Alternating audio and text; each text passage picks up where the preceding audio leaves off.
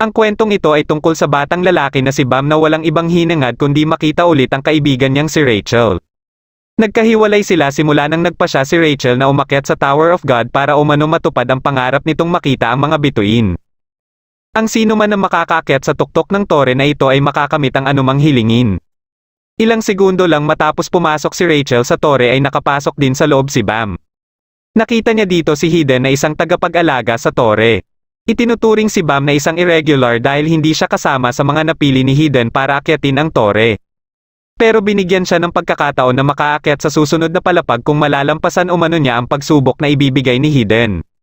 Ito ay kung mababasag ni Bam ang bola sa loob ng kulungan na may white steel eel.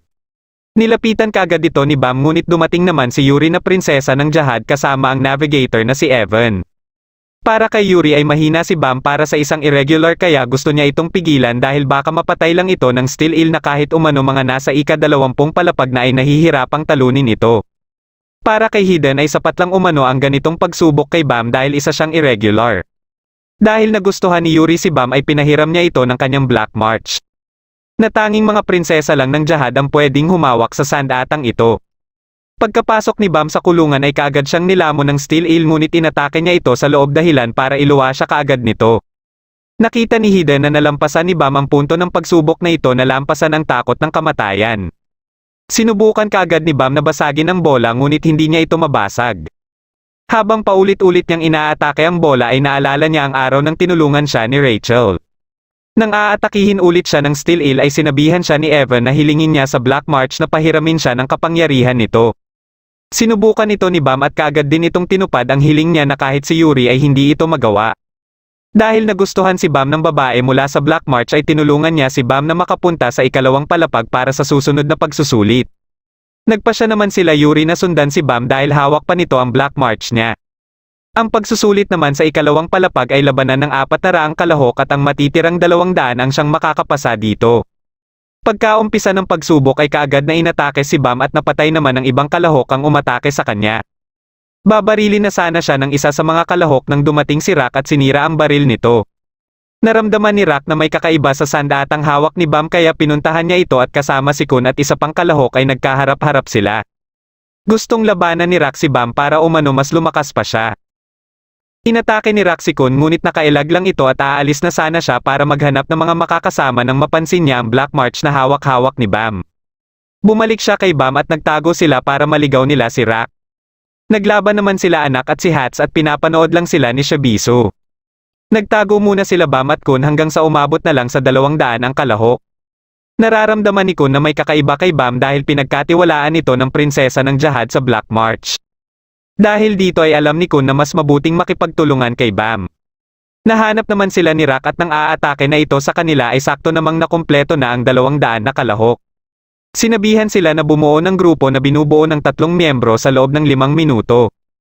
Umalis sila Bam at Kun para maghanap ng isa pang miyembro ngunit sinusundan pa rin sila ni Rock at gustong makipaglaban kay Bam. Ilang segundo na lang ang natitira ng pinilit nila Kun at Bam na makahawak kay Rock para mabuo nila ang grupo. Pagkapasok sa loob ng mga pumasa sa pagsubok ay hinarap sila ng test administrator na si Leroro na isa ding ranker. Hindi naman alam ni Bam kung ano ang ranker kaya ipinaliwanag ito ni Kun.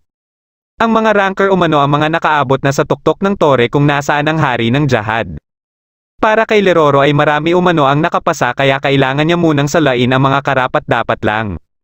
Nagpalabas ito ng tubig na tinatawag na Shinsu dahilan para mapa-atras ang mga kalahok.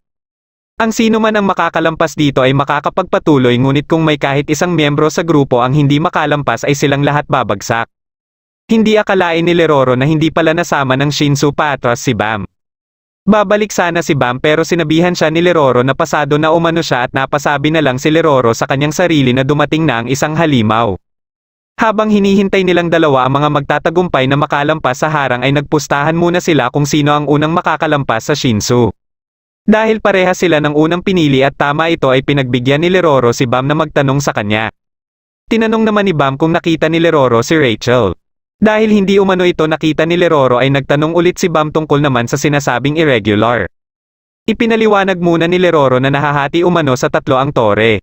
Una ay ang outer tower o residential district, pangalawa ay ang inner tower kung nasaan sila ngayon at ang pangatlo ay ang gitna na nagdudugtong sa dalawa.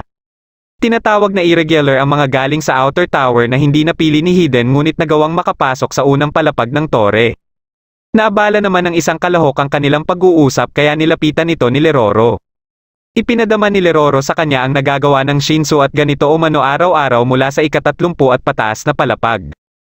Kaya dito pa lang ay masasala na ang mga kalahok na kaya itong tiisin. Nag-umpisa nang pumasok sila Kun at Rak at nagawa na ding makalampas ng iba pa. Bago umalis si Leroro ay pinayuhan niya si Bam na huwag masyadong maging malapit kay Kun. Nag-umpisa na ang susunod na pagsusulit at habang naghihintay sila Bam ay naririnig nila ang mga sigaw ng ibang grupo na nauna ng sumabak. May lumapit naman sa kanila at sinabi nito sa kanila ang mga naobserbahan niya umano sa mga nauna ng pumasok. Napansin niya umano na lahat ng nakapasa sa pagsusulit ay nagawa ito sa loob lamang ng 5 minuto. Hindi naman kaagad nagtiwala sa kanya si Kun dahil teorya niya lang umano ito at sinusubukan niya lang kung eksakto ito kung sumabak na sila sa pagsusulit. Nabanggit naman ito na isang itinakwil na anak si Kun ng kanyang pamilya. Dito na nagalit si Kun at kaagad na itong sinugod pero napakalma pa ni Kun ang kanyang sarili. Tinawag na ang kanilang grupo at pagkapasok nila ay naghihintay dito si Hansung na direktor ng pagsusulit na ito at may orasan din dito.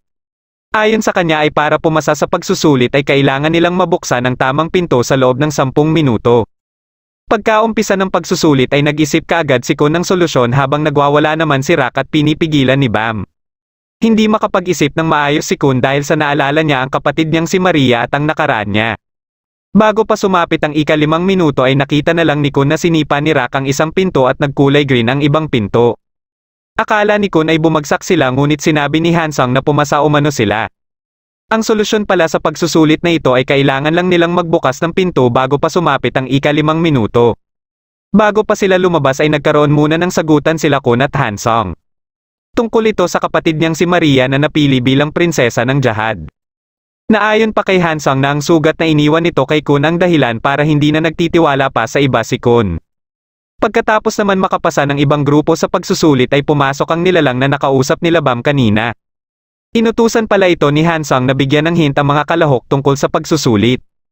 Habang sa kabilang pagsusulit naman kung nasaan si Rachel ay naubos nila ang mga kalahok at tanging grupo na lang nila ang natira dito.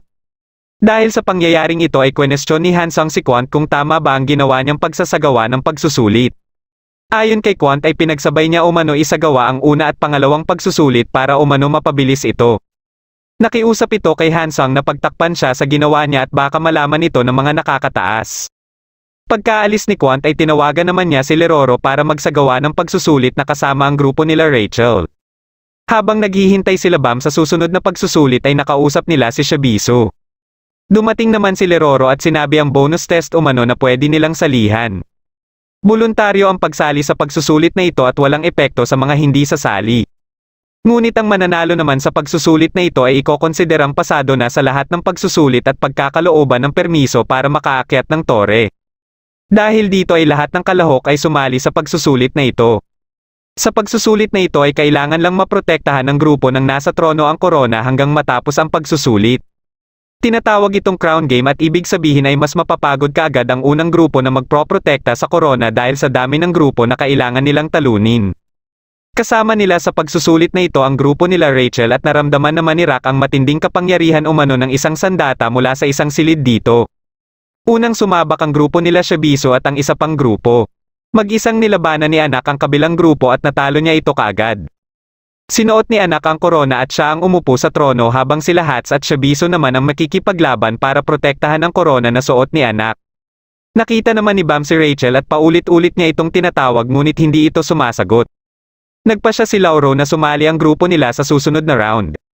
Ayon sa kanya ay bagamat nasa disadvantage ang nasa trono ay hindi na ito ganun kahirap pagsapit sa ikalawa o ikatlong round.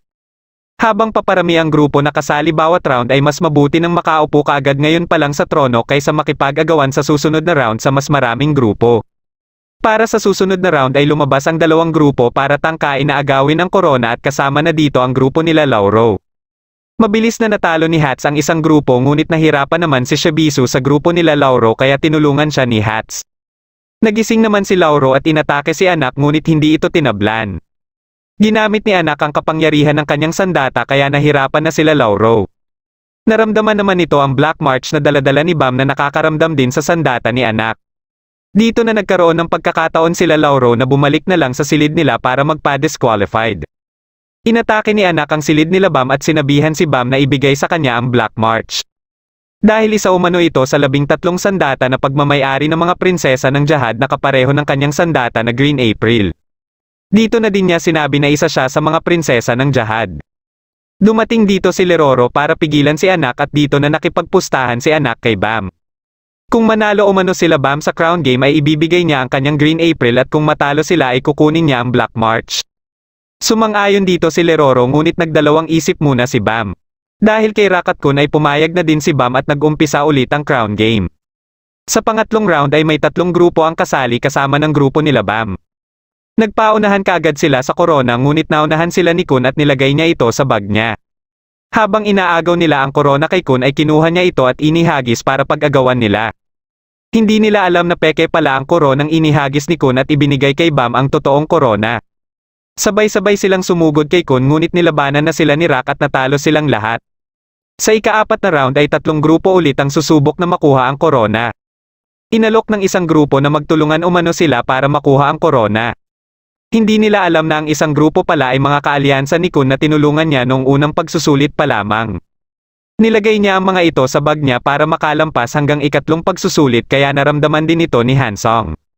Gamit ang kanyang bandana ay hudyat umano ito na kailangan na niya ng tulong nila kaya sumali sila sa round na ito. Matapos talunin ng mga kaalyansa ni Kun ang ibang grupo ay bumalik sila sa silid nila para magpa-disqualified kaya napunta lang sa grupo nila Bam ang ika-4 na round. Para sa huling round ay sumali na ang grupo nila Rachel at ang mga natitirang grupo. Pagkasimula ng round ay kaagad na inatake ng babaeng nakaitim ang ibang grupo. Nang maubos niya ang 2 grupo ay inatake niya si Rak at naglaban sila. Pakalampas nito kay Rak ay aatake na sana ito kay Bam ngunit hinarap naman siya ng kagrupo ni Rachel na si Orsi at silang dalawa na ang naglaban. Nilabanan naman nila Kun at Rak ang iba nitong kagrupo. Habang si Rachel at ang isa pa niyang kagrupo na si Akriyong ay binabantayan si Bam. Hindi pa maintindihan nila Kun kung bakit sila tinutulungan ng grupo nila Rachel. Nagawang matalo nila Kun at Rak ang kanilang mga kalaban. Nang mawala ng balanse si Orsi ay kaagad na inatake ng babaeng nakaitim si Rachel. Kaya napalis si Bam sa trono para tulungan si Rachel at natamaan siya sa ulo ng sumunod na atake ng kalaban. Dito ay may lumabas na malakas na kapangyarihan na kulay dilaw na para ding umanong Shinsu mula kay Bam. Nagawa nitong masaktan at mabasag ang takip sa muka ng kalaban. Aatakihin na sana ito ni Bam nang biglang tumigil ang oras at lumabas ulit ang babae mula sa Black March at pinatulog muna si Bam. Kinausap naman ni Leroro si Hansong para sabihin ang naging resulta sa crown game na walang itinanghal na panalo at nasira din dito ang korona. Natanong ni Hansong kung may nakikita si Leroro sa mga kalahok na pwedeng maging banta sa tore. Naisip kaagad ni Leroro ang nangyari kay Bam pero hindi niya ito binanggit kay Hansong. Pagkaalis ni Leroro ay nararamdaman niyang may hindi sinasabi sa kanya si Hansong. Naisip din niya ang nangyari kay Bam na para umano itong naging Shinsu mismo at posibleng maging banta sa tore pero hindi siya kaagad nagpadala sa mga sinabi ni Hansong. Binisita naman ni Rachel ang silid kung saan nagpapahinga si Bam at nakaharap niya dito si Kun. Meron umano siyang gustong hilingin kay Kun at gusto niyang magsinungaling si Kun kay Bam at sabihin na hindi si Rachel ang kanilang nakita sa crown game. Kahit naman nakuha ni Anak ang Black March ay hindi naman ito sumusunod sa kanya. Nagkausap sila ni Orsi at sinabihan si Anak kung sino ang prinsesa ng Jahad ang nagmamayari ng Black March. Binalaan ni Orsi si Anak na baka ikamatay lang niya kung makalimutan nito kung saan siya lulugar. Nagdesisyon naman si Kun na sundin ang hiling ni Rachel at pagkatapos ng 5 araw na pagkakatulog ay nagising na din si Bam. Sinabi ni Kun kay Bam ang nangyaring position selection para umano sa ika-4 na pagsusulit. Meron itong 5 position at ito ay ang Fisherman, Spearbearer, Lightbearer, Scout at Wave Controller. Magagamit ito para malaman kung ano ang role ng isang kalahok sa team battle at kailangan mapag-aralang mabuti ng kalahok ang position kung saan siya mapapabilang. Ayon kay Leroro ay nabibilang umano si Bam sa wave controller at dahil madidelay ang pagdating ng instructor na magtuturo sa kanila ay madidelay din ang umpisa ng klase nila. Dito na din nagsinungaling si Kun kay Bam tungkol kay Rachel at naniniwala si Kun na ito ang makakabuti kay Bam. Gumawa si Kun ng kunwaring sitwasyon na baka dahil mahina umano si Bam kaya ayaw ni Rachel makasama siya sa pag-akyat sa tore. Paraan ito ni Kun para magpursigi si Bam na magpalakas pa. Sa pagsisimula ng klase sa mga wave controller ay pinabuo sila ng kontrata sa administrator at nagtagumpay dito si Bam ngunit hingal na hingal siya matapos ito. Humingi ng tawad si Bam sa babaeng nakalaban nila sa crown game dahil sa natamong pinsala nito sa kanyang mata. Nakilala niya din dito sila Ho at Lauro at namamangha si Bam sa kanila dahil walang bakas sa mga mukha nila ang pagod kumpara sa kanya. Hindi alam ni Bam na mas nahirapan pa pala si Ho kesa sa kanya. Umalis naman si Rock para magsanay para makapasa sa Spearbearer test na madali lang nagawa ni Akryong. Habang kumakain sila Bam kasama ang grupo nila Shabiso at Lauro ay nilapitan sila ni Endorsi. Dito na din nila nalaman na isa ding prinsesa ng Jahad si Endorsi matapos itong sabihin ni Anak. Nakita ulit ni Bam ang Black March na hawak-hawak ni Anak at hihingi na lang umano siya ng tawad kay Yuri kung magkita sila. Akala ni Bam ay totoong magkakapatid ang mga prinsesa ng Jahad. Dito na ipinaliwanag ni Kun na mga pinili lang umano sila ng hari para magrepresenta sa mga may kakayahan ng mga tribo at pamilya. Nagsagawa naman ng laro ang klase ng fisherman at sa larong ito ay kailangan nilang maglaban-laban hanggang sa 8 na lang ang matira sa kanila. Kaagad na inatake ni Anak si Endorsi at naglaban silang dalawa. Habang nasa klase sila Kun sa Lightbearer ay sinubukan niyang tingnan ang impormasyon tungkol kay Bam at Rachel ngunit walang masyadong datos tungkol sa kanila. Nang tiningnan niya naman ang impormasyon ni Anak ay dito niya nalaman na matapos maging ranker si Anak ay pinili ito na maging prinsesa ng Jahad. Pinagtataka ni Kun ay kasalukuyang nasa pagsusulit si Anak para makaakyat sa tore pero nakalagay sa datos ay patay na pala ito. Habang patuloy ang paglalaban nila Endorsi at Anak ay isa-isa namang nadadamay ang iba nilang kasama dahilan para kumunti na lang ang natira sa kanila. Nang mapabagsak ni Endorsi si Anak ay dito na sinabi ni Anak ang plano niyang paghihiganti sa mga prinsesa ng Jahad dahil sa pagkamatay ng kanyang ina na siyang totoong si Anak Jahad at ang pagpatay sa iniibig nito na isang prinsesa ng Jahad umano ang Salarin. Muling nagpatuloy ang kanilang laban hanggang sa mahulog sila pareho. Dito ay napatanong si Endorsi kay Anak kung may pinagsisisihan ba ang kanyang ina sa mga naging desisyon nito. Naniniwala naman si Anak na ni minsan ay hindi nagsisi ang kanyang ina. Sa patuloy na pag-aaral nila Bam sa Shinsu bilang mga wave controller ay may maganda naman siyang naipapakita kahit na hindi pa niya masyado nakokontrol ito. Habang si Ho naman ay nahihirapan pa rin at nakakaramdam na ng inggit sa mga pinapakita ni Bam. Nalaman din niyang tinulungan pala ni Lauro si Bam paano makontrol ng maayos ang Shinsu kapalit ng pagtulong ni Bam kay Lauro nung isang araw. Dahil hindi pa nakukumpleto nila Shabiso at Hats ang assignment na ibinigay sa kanila sa klase nila sa scout position kaya tinulungan sila nila Bam at Kun na mapapayag sila Endorsi at Anak na ilagay ang kanilang pangalan sa assignment nila na friend list para makumpleto na ito. Muling nagkausap sila Rachel at Endorsi at natanong ni Endorsi kung bakit iniiwasan ni Rachel si Bam. Hindi ito sinagot ni Rachel at bago siya makaalis ay sinabihan siya ni Endorsi na sana mas sulit pa ang hinahanap niya sa tuktok ng tore kumpara kay Bam. Pagkatapos ng klase nila Ho ay nakatanggap siya ng sulat at nagulat siya matapos itong mabasa. Para sa ika-4 na pagsusulit ay isasagawa ito ni Quant at hindi naman ito nagustuhan ni Leroro. Ang pagsusulit na ito ay tinatawag na Game of Tag at hinati sila sa 2 grupo. Magkakaroon dito ng 2 tinatawag na it na ang isa ay sila Hansong ang pipili at ang isa naman ay manggagaling sa Team's Fisherman. Para manalo dito ay kailangan tulungan ng team ang kanilang it na makarating sa goal o agawin ang badge ng it na pinili nila Hansong. Lumabas naman si Quant at ito ang magsisilbing it nila Hansong.